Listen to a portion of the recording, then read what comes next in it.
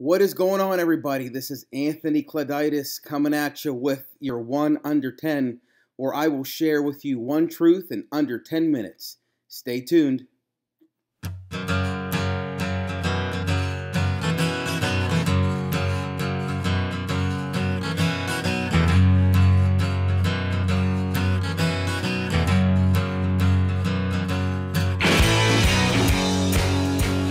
All right, everybody.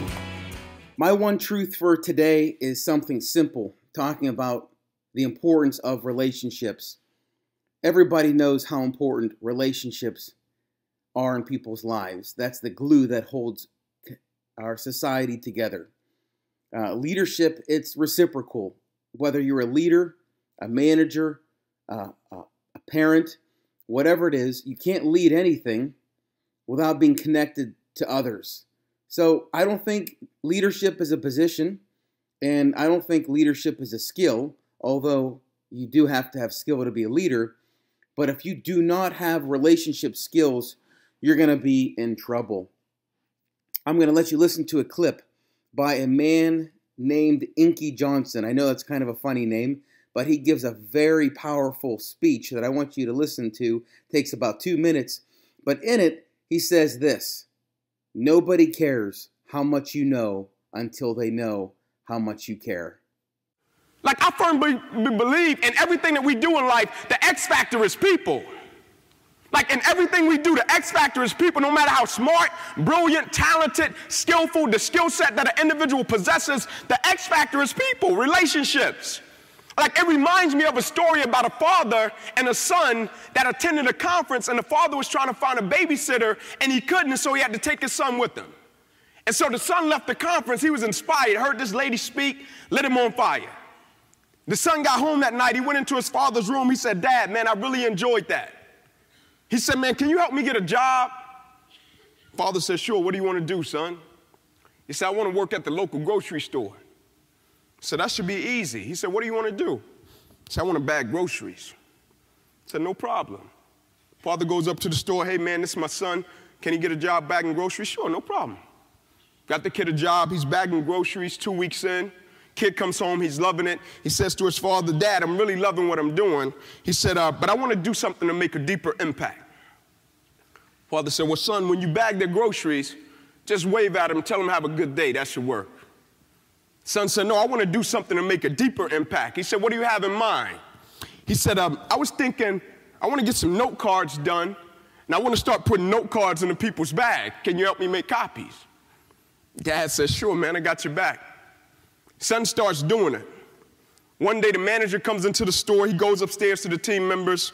He says, "Hey, man, why is everybody in line 8 in this little kid's line?" He said, "Get on the intercom, tell them we got 7, we got 6, and we got 5 open." They got on the intercom. "Hey, guys, we see everybody's in Johnny the Bagger's line. We got 7, we got 6, and we got 5 open." Nobody moved. He said, "Go down to the floor and tell them." They ran down to the floor. "Hey, guys, we see everybody is in little Johnny's line.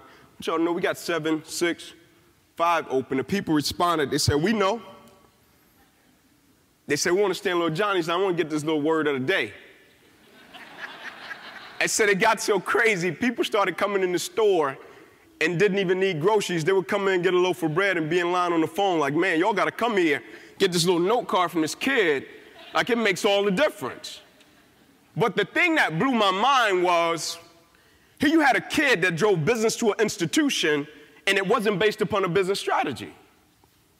It was based upon a heart and an intent that was set in the right place, and it drove business to an institution. The only thing he wanted to do was, "I just want to make an impact. I just want to do right. I just want to touch people."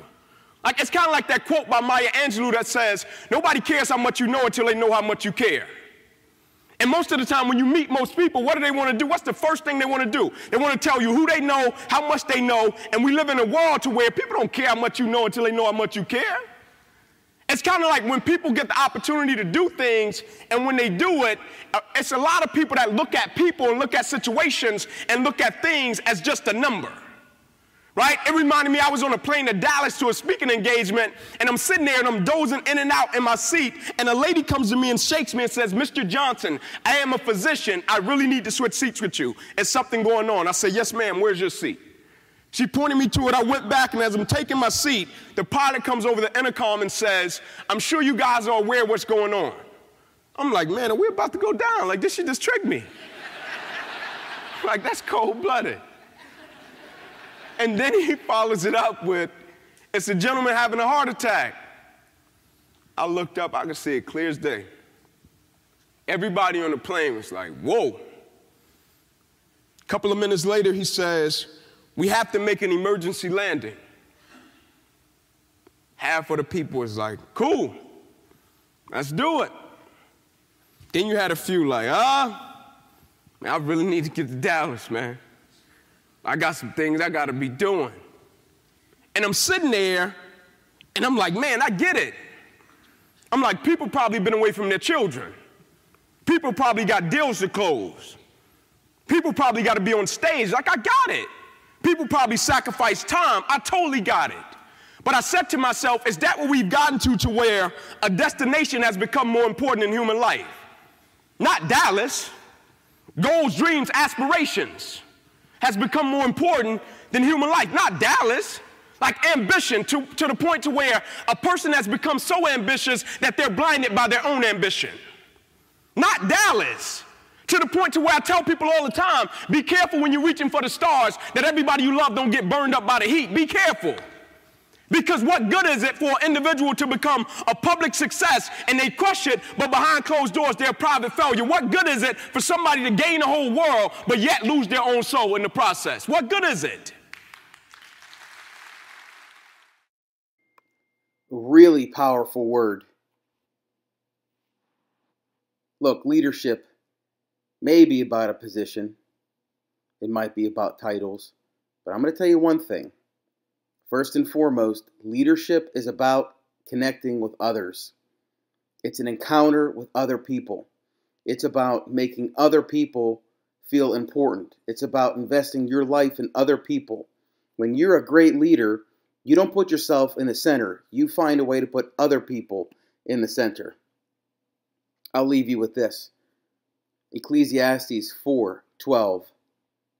Though one may be overpowered, two can defend themselves, and a cord of 3 strands is not quickly broken. If you like what you're hearing, like it, share it with others. This is Anthony signing off in your 1 Under 10.